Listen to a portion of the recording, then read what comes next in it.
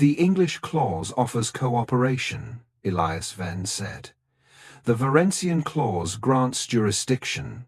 Duke Roland Merrowayne did not look up from the treaty.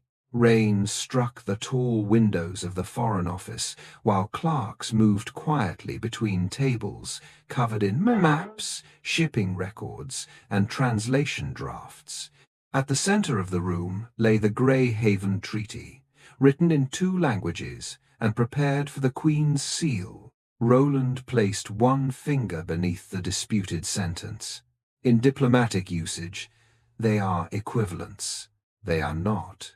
Several officials glanced towards them. Elias stood at the lower end of the table in a plain dark coat. He was 31, younger than most men in the room, and the only one whose accent still carried the harbour. Roland's expression tightened. "You have made your objection, and it remains unanswered. The Varencian wording provides for cooperative enforcement. It provides custodial authority." Roland finally looked at him. "That is an interpretation.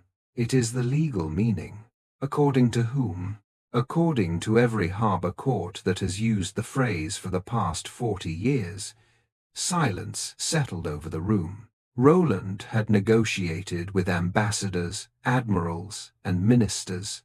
He was accustomed to disagreement, delivered carefully enough to preserve his authority. Elias did not preserve it. He placed the English and Varencian texts side by side. In English, their officers may assist ours. In Varencian, their officers may direct inspections, hold vessels, and exercise control inside 2 British ports. Roland leaned back. "You are suggesting that I have negotiated the surrender of Greyhaven and St. Aldwyn." "I am saying that is what this version permits." The Duke closed the treaty. "A dockside tongue may carry cargo, Mr. Venn. It does not determine sovereignty." Elias met his gaze. "Then, sovereignty should not depend upon a translation you cannot defend." Roland Merrowayne had spent 20 years preparing for the Greyhaven Treaty. His family had served the crown in foreign courts for 3 generations. His father had negotiated grain access during the Baltic shortages. His grandfather had helped settle a maritime boundary without firing a shot. Roland inherited their confidence, their education, and their belief that diplomacy belonged naturally to men of rank. He had studied at Oxford, served in the embassy at Varencia, and returned to England with a reputation for calm authority. He spoke the formal language of the Varencian court well enough to flatter ministers and survive ceremonial dinners. The Greyhaven crisis offered him the achievement that would define his career. For 6 years, British ships had faced heavy duties through the Varencian Straits. Captains complained of arbitrary searches. Grain merchants avoided northern routes. Dockworkers at Greyhaven and St. Aldwyn watched employment disappear. The proposed treaty promised relief. It would reduce tariffs, protect sailors from unlawful detention, and reopen winter trade. If Roland secured it, the Queen intended to appoint him to the Privy Council. Newspapers had already begun calling the agreement Merrowayne's Peace. Roland did not correct them. Elias Venn entered the negotiations as an assistant linguistic clerk. His father had been a British sailor. His mother was born in Varencia and had settled near the Greyhaven docks after marriage. Elias grew up translating before anyone paid him to do it. He explained harbour notices to sailors who could not read them. He interpreted invoices for merchants. He helped Varencian crews answer British customs officers and British captains challenge foreign charges. He understood formal grammar, but more importantly, he understood what official words became when they reached a quay. A phrase that sounded ceremonial in a palace could become a seizure order beside a ship. Elias knew which verbs permitted detention, Which nouns transformed assistance into authority? Which courteous expressions concealed compulsory powers? Roland initially valued him. "You hear the practical meaning," he once said after Elias corrected a tariff clause. "That is where treaties become real." Elias had believed the Duke understood. Then the negotiations approached completion. The closer Roland came to triumph, the less welcome uncertainty became. The disputed clause concerned anti-smuggling inspections. The English text stated, "Varencian officers may assist British customs authorities in inspecting designated vessels." Elias considered it acceptable. British officers would remain in command. Varencian officials could provide intelligence or translation. Then he read the Varencian version. Its wording did not describe assistance. It granted custodial jurisdiction. Under Varencian maritime law, that meant their officials could order ships to stop, direct searches, retain cargo, hold sailors for questioning, collect administrative charges, exercise authority inside the designated harbour zone. The clause would apply for 12 years. Elias marked the difference and sent the pages to Roland. No reply came. He sent a second memorandum with examples from older treaties. Roland requested a private meeting. At first, the Duke did not deny the problem. Could the phrase be read more narrowly, he asked. Not honestly. Would subsequent regulations limit it? Only if Varencia agreed. They may never exercise the right. Then they do not need it. Roland walked to the window. The signing is in 10 days. Then there is time to correct it. There is time to reopen the entire negotiation. If they refuse the correction, we learn what they intended. Roland turned. And if the treaty collapses? Then it collapses before we surrender authority, not after. Duchess Catherine Merrowayne read Elias's memorandum that evening. Her father had served in the Navy and spent years stationed near Varencia. Catherine spoke the language imperfectly, but she knew enough to recognize that the two clauses did not carry the same force. She found Roland in his study. Elias is right. Roland continued signing invitations to the treaty ceremony. He understands words. He does not understand governments. Governments exercise power through words. This is a technical disagreement. It concerns foreign officers exercising control in British ports. They will not. Then remove the authority permitting it. Roland placed the pen down. Varencia has accepted every other concession. If we reopen this clause, they may restore the winter tariffs. Catherine sat opposite him. Then the treaty is not yet finished. The ports cannot survive another season. Neither can they survive 12 years of foreign jurisdiction. You are allowing a dockside clerk to frighten you. No. She pushed the 2 translations towards him. I am allowing the treaty to tell me what it says. Roland sought a second opinion from Lord Frederick Vale. Frederick was a young aristocrat, trained at the diplomatic college. His Varencian pronunciation was elegant. He understood court forms and ceremonial vocabulary. He had never worked in a harbour. Roland asked him whether the disputed term could mean supervision rather than jurisdiction. Frederick hesitated. It may mean supervision, custody, or administrative authority, depending upon context. What does it mean here? Frederick looked at the Duke. In the context approved by your Grace, I would describe it as cooperative oversight. It was not an answer. It was obedience. Roland promoted Frederick to principal translator. Elias remained long enough to see his warning disappear from the final summary. The last private session with Count Matteo Serrano confirmed everything. Matteo, Varencia's ambassador, was neither foolish nor deceptive.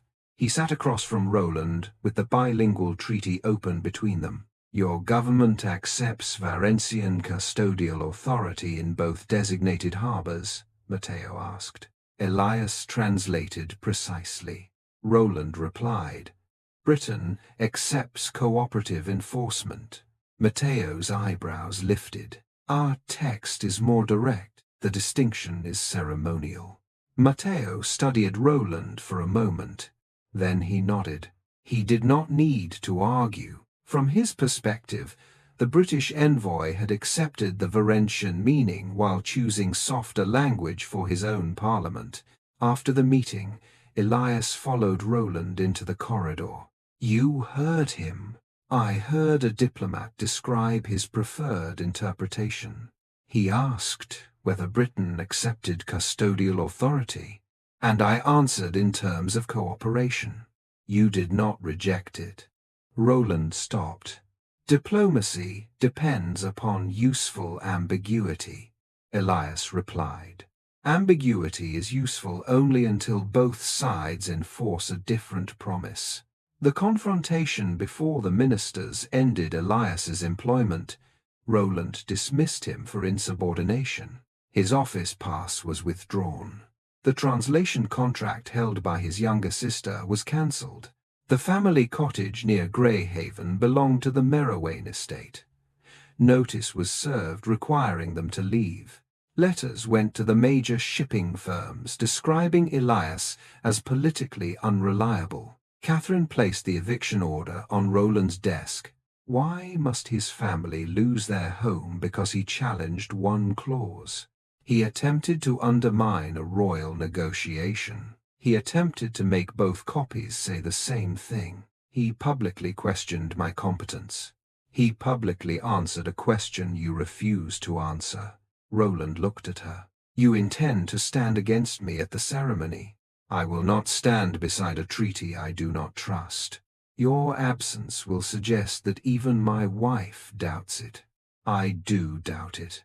You are a duchess, not a legal translator. Then listen to the translator you evicted. Elias kept no stolen documents. He did not need them. He possessed copies lawfully sent to him for review, letters requesting his interpretation, and dated notes acknowledged by other clerks. The treaty printer also retained every proof as part of his normal records. The first English draft stated, "Joint inspection under British authority." Roland later ordered the final 3 words removed. The correction sheet carried his signature. Catherine sent the material to Sir Peregrine Holt, the Crown's examiner of treaties. Sir Peregrine's responsibility was narrow and absolute. Before the Queen signed, he had to certify that both versions bound the 2 nations to the same agreement. He summoned Elias as a technical witness. Roland objected. "This man was dismissed from my staff," Sir Peregrine replied. "If the treaty is sound, one interpreter cannot injure it." The signing took place at St. James's Palace. The English and Varencian treaties rested side by side upon a long table beneath the royal arms. The Queen's seal waited beside them. So did a separate document appointing Roland Merrowayne to the Privy Council. Ministers, naval officers, merchants, and representatives of Greyhaven filled the chamber. Count Matteo stood with the Varencian delegation. Catherine attended, but did not stand beside her husband. Roland delivered his speech confidently. He declared that the agreement preserved British sovereignty, protected sailors, and allowed only cooperative assistance against smuggling. Greyhaven's representatives applauded. Count Matteo listened to the translation. His expression changed. He leaned towards an aide. Did the Duke deny Varencian jurisdiction? The aide confirmed that he had. Matteo requested that the disputed article be read aloud before signature.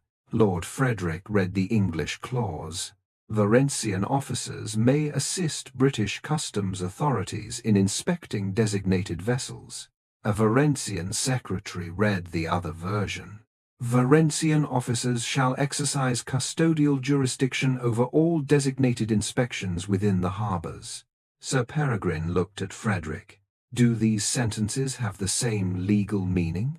Frederick's face paled. They reflect the same diplomatic intention. That was not my question. Roland stepped forward. They are accepted equivalents. Sir Peregrine turned towards him. Does assistance mean jurisdiction? Within the practical spirit of the agreement, the Crown does not surrender authority through spirit. The Queen remained still behind the table. Bring forward the other interpreter, she said. Elias entered in a plain black coat. Several noblemen recognized him from the negotiation office. Others saw only a young man from the docks walking towards the royal table. Roland's jaw tightened. This man was dismissed for insubordination. Sir Peregrine replied. He was dismissed after identifying the clause now before us. Elias bowed to the Queen. Sir Peregrine pointed to the Varencian text. Explain the operative phrase. Elias did. He explained that custodia did not merely mean observation in this context. Combined with the governing verb, it granted administrative control. There was no requirement that Varencian officers act under British command. There was no restriction preventing detention. The provision lasted 12 years. Sir Peregrine asked Count Matteo, "Is that also the understanding of your government?" Matteo answered without hesitation, "Yes." The chamber erupted in whispers. Roland stepped forward. The provision was intended to facilitate joint enforcement. Matteo looked at him. Our delegation understood that Britain accepted Varencian authority within the designated inspections. Roland's success began collapsing in full view of the Crown. Sir Peregrine placed the two documents beside one another. "Were you warned that the clauses were not equivalent?" he asked. Roland held his composure. "I was advised that a technical ambiguity existed." Elias produced the memorandum acknowledged by Roland's office. Sir Peregrine read the final line aloud. The Varencian text grants administrative control beyond the English wording. "Is that your clerk's receipt, Mark?" he asked. Roland did not answer immediately. "Yes." The printer was called forward. He submitted the earlier proof containing the phrase, "under British authority." He then submitted Roland's signed instruction ordering its removal. Catherine looked at her husband. There was no mistranslation left to blame. No overzealous clerk. No foreign trick.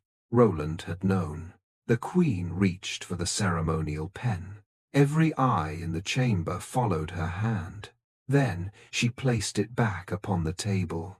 No seal will be placed upon documents that do not bind both nations to the same agreement. Roland stepped towards her. "Your Majesty, delay will damage winter trade and place thousands of dockworkers at risk." The Queen's expression hardened. "Then the loss belongs to the man who preferred a timely victory to an honest treaty." Sir Peregrine closed the appointment document prepared for Roland. Duke Merrowayne is removed from the negotiation pending formal inquiry. The words struck the chamber harder than any public accusation. Roland looked towards the seat reserved for the royal envoy. An usher stepped forward. "Your Grace, you must leave the treaty table." For one stunned moment, Roland did not move. Then the Queen turned to Elias. "Mr. Venn, you will assist the Crown in preparing an authoritative translation." Elias approached the place Roland had occupied. The man the Duke had called a dock rat was given the disputed treaty. Roland was escorted away from the Queen's seal, the Privy Council appointment, and the triumph he had already begun calling his own. The signatures remained absent.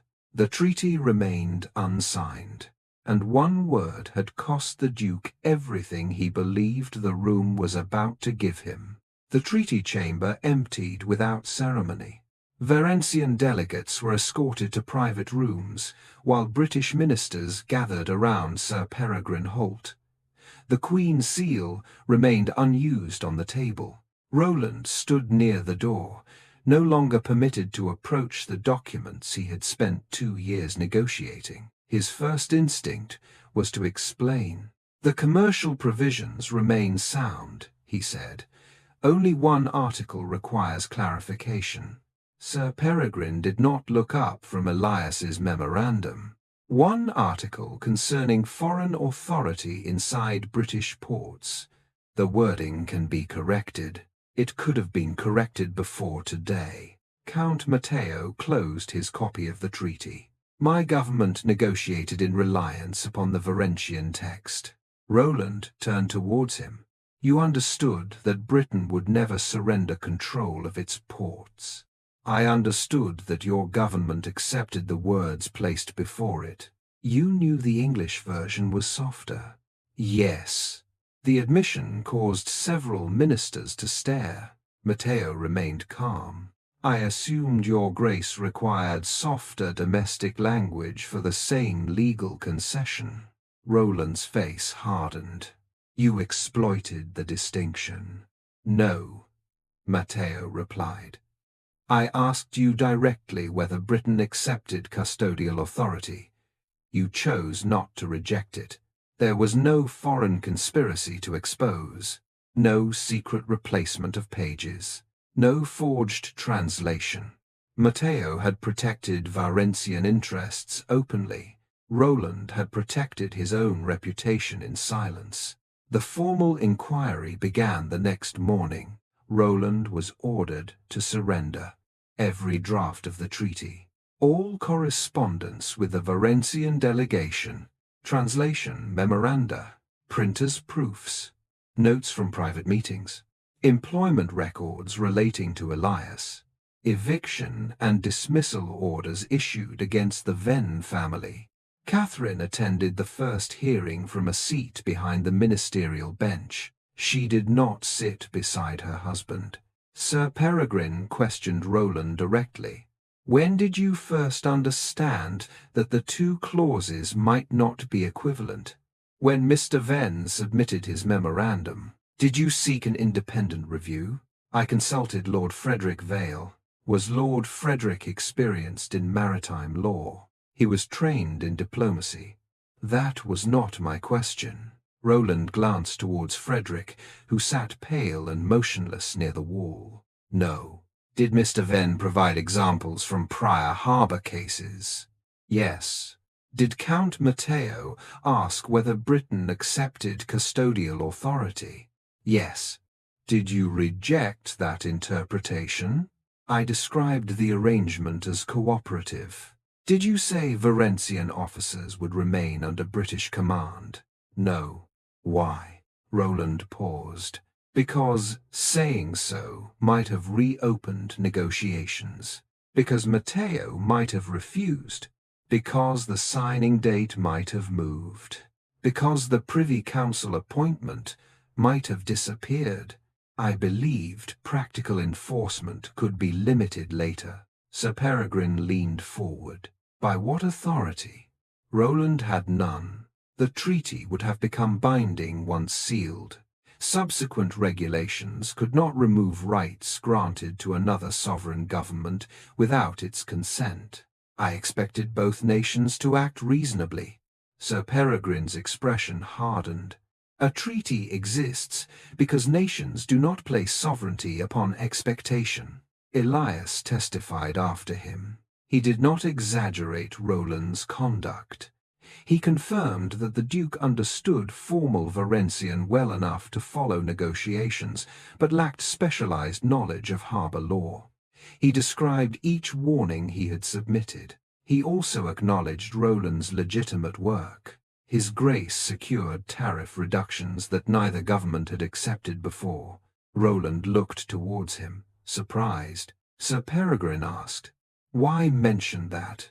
"Because accuracy should apply to credit as well as blame." Catherine lowered her eyes. Elias continued, "The Duke did not fail because he lacked all ability. He failed because he treated the part he did not understand as less important than the authority he possessed. The sentence entered the official record. Roland had spent years believing authority allowed him to control uncertainty. Elias had defined the truth more precisely. Authority had merely allowed Roland to punish the person who named it. The inquiry turned to the retaliation against the Venn family. Roland argued that Elias's dismissal had protected the confidentiality of negotiations. Sir Peregrine placed the eviction notice before him. Did confidentiality require removing his mother from her home? No. Did it require cancelling his sister's translation contract? No. Did it require warning shipping firms that he lacked loyalty? Roland hesitated. I believed he might damage the treaty. He objected through authorized channels. He later supplied records to the Crown Examiner. After the Crown Examiner requested them, Sir Peregrine looked towards the ministers. This was not protection of confidential work. It was punishment for professional disagreement. Catherine watched Roland absorb the words.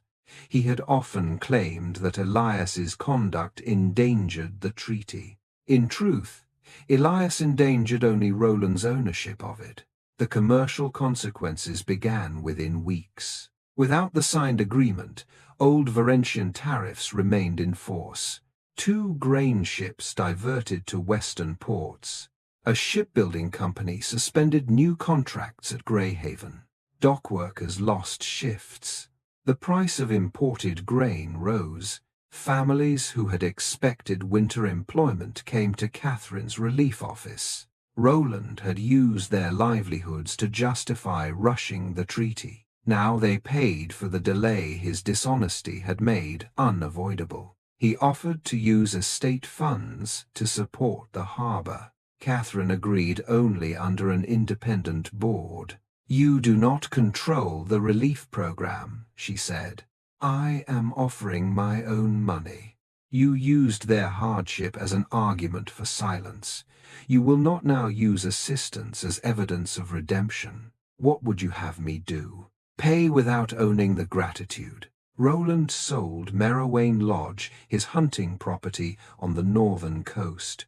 The proceeds supported temporary wages, grain subsidies, small shipping firms, families of detained sailors, legal costs caused by disrupted contracts. His name did not appear on the relief fund, Catherine insisted. This time he did not object. The inquiry's final report removed Roland permanently from the Greyhaven negotiations. His expected Privy Council appointment was cancelled. He resigned from the Maritime Trade Commission. The Crown required him to publish Elias's original warning, the order removing under British authority, the correspondence showing Matteo's interpretation, the dismissal orders, the retaliatory letters sent to shipping firms. Roland's political allies advised him to blame diplomatic convention. Ambiguity is common, one minister said. Say both sides misunderstood. They did not, Roland replied. Then say Varencia exploited the language. Matteo stated his understanding before signature. Do not surrender every defense. Roland looked at the documents on his desk. For months he had mistaken defense for denial. There is no defense that does not require another lie. He traveled to Greyhaven to apologize publicly. The meeting took place inside a warehouse overlooking the docks. Sailors, merchants, customs officers and laborers filled the room. Elias stood near the back with his mother and sister. Catherine attended, but remained among the harbour families. Roland took the platform alone. I called Elias Venn a dock rat because I believed education and title made my understanding superior to his. No one moved. I was warned that the English treaty offered cooperation while the Varencian treaty granted control. He opened the original memorandum. I understood the danger. A murmur spread through the warehouse. I chose not to correct it, because correction would have delayed the signing and threatened my appointment. Roland looked towards Elias. No foreign envoy deceived me. No clerk altered the treaty without my knowledge. I presented two meanings as one agreement because I believed I could control the consequences after the seal was placed. He then addressed the Venn family. I removed your work and home because your son would not support my claim. Elias's mother held his gaze without softening. Roland continued. I have restored the lease, repaid the contracts, and withdrawn every letter questioning his loyalty. None of those actions restores the security. I taught your family could be taken away. The apology received no applause. Roland had learned not to expect it. Elias was offered a position inside the Merrowayne household as chief linguistic advisor. He refused. I do not need a chair near the Duke. Roland nodded. What do you require? An interpreter's objection must remain valid after the negotiator dislikes it. Elias proposed a new treaty procedure. Every bilingual agreement would require named translators for each language, written certification of legal equivalence, a recorded objection process, independent review of maritime terminology, protection from dismissal during certification, public disclosure of conflicting drafts, representation from sailors, merchants, and customs officers, automatic suspension when the two versions differed. Sir Peregrine adopted the proposal. Elias became head of the Crown's new Maritime Language Office. His authority did not depend upon Merrowayne patronage. That distinction mattered more than any title Roland could have offered him. Catherine moved temporarily to a house overlooking Greyhaven harbour. Roland visited only after requesting permission. She received him in the office where relief applications covered an entire table. You said you wanted to save these families, she told him. I did. You wanted to save them without surrendering your triumph. He did not deny it. I believed delay would make me appear weak. Instead, you made the treaty unsafe. I know. You knew before the signing. Roland looked towards the harbour. Yes. Catherine folded one of the aid requests. That is why apology is not enough. What would be enough? I do not know. He turned towards her. Do you intend to leave me? I intend not to stand beside you merely because your reputation requires a wife. I am no longer asking that. You asked it for years. Roland accepted the answer. Catherine continued. You wanted my name beside the treaty but not my judgment inside the room. I treated your concern as disloyalty. You treated every objection as disloyalty once it threatened your victory. She did not return to Merrowayne House. Not yet. The new negotiations began under Sir Peregrine's direction. Elias led the Language Commission. Count Matteo remained Varencia's principal representative. He did not object to clarification. His government had preferred the broader authority, but it also wanted trade restored. This time, the disputed clause stated identically in both languages. Varencian officers could participate only at British request. British customs officers retained command. No vessel could be detained without British legal authority. No foreign administrative fee could be imposed. Disputes would go before a joint commission. Any difference between the two language versions suspended enforcement. Each sentence was read aloud. Each translator signed. Harbour representatives reviewed the practical consequences. Roland was not present at the table. The absence hurt. He accepted it. 4 months after the failed ceremony, the Greyhaven Treaty was signed. The Queen placed her seal beneath 2 texts carrying the same meaning. Elias stood among the officials certifying them. Catherine watched from the gallery. Roland remained in Greyhaven, helping administer the relief fund without appearing in the official photographs. 3 years later, he was invited to attend a smaller commercial negotiation as an unpaid advisor. He held no authority over the delegation. During review, a young female clerk named Miss Clara Fenwick raised her hand. The English draft says vessels may be held for inspection. The foreign version says they shall be held. A minister frowned. The distinction is minor. Clara did not withdraw the objection. The room turned towards Roland. Everyone knew his history. He read both clauses. The signing was scheduled for that afternoon. Guests had already arrived. A delay would embarrass the ministry. Roland closed the folder. Suspend the draft. The minister objected. We will lose the ceremony. Then the ceremony waits. The difference may prove harmless. That is what review exists to determine before harm. He turned towards Clara. Record the objection under your name. She looked surprised. Under mine. You identified it. The draft was corrected the following day. No scandal followed. No crown appointment was lost. No one outside the negotiating room knew Roland had accepted the delay. That was precisely why it mattered. Catherine had observed the meeting from the rear gallery. Afterwards, she joined Roland in the corridor. I once believed diplomacy meant controlling what each side could claim the words meant, he said. Diplomacy means ensuring no side must guess. He looked towards the translation office, where Elias was instructing a new group of interpreters. I wanted the Queen's treaty to become my victory. A treaty succeeds when neither nation needs the negotiator's private explanation to understand it. Roland nodded. I will never regain the Privy Council appointment.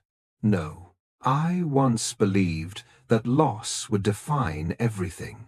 And now I understand the treaty mattered more. Catherine studied him. The answer had taken 3 years. A lost appointment, public disgrace, and the suffering of harbour families. It did not erase any of them, but it was no longer spoken for an audience. Will you return to Merrowayne? He asked. On one condition. He waited. My judgment enters the room before my reputation is requested beside it. Yes. She offered him her hand. Roland took it without assuming forgiveness had completed its work. He never again served as principal royal envoy. His career became quieter. He reviewed drafts. He trained younger negotiators to ask interpreters what a phrase permitted, not merely what it appeared to say. He often occupied the end of the table rather than its head. Elias's office remained independent. They did not become close friends. Professional respect was enough. Roland had once believed his title allowed him to decide what one word meant. He controlled the staff, the printer, the schedule, and access to the crown. Yet none of that could turn assistance into jurisdiction or make 2 unequal promises become one honest treaty. One word had not destroyed his career. His contempt for the man who understood it had, and only when Roland learned to accept delay, correction, and public limitation did Catherine believe he had finally become capable of negotiating without treating every truth as a threat to his authority.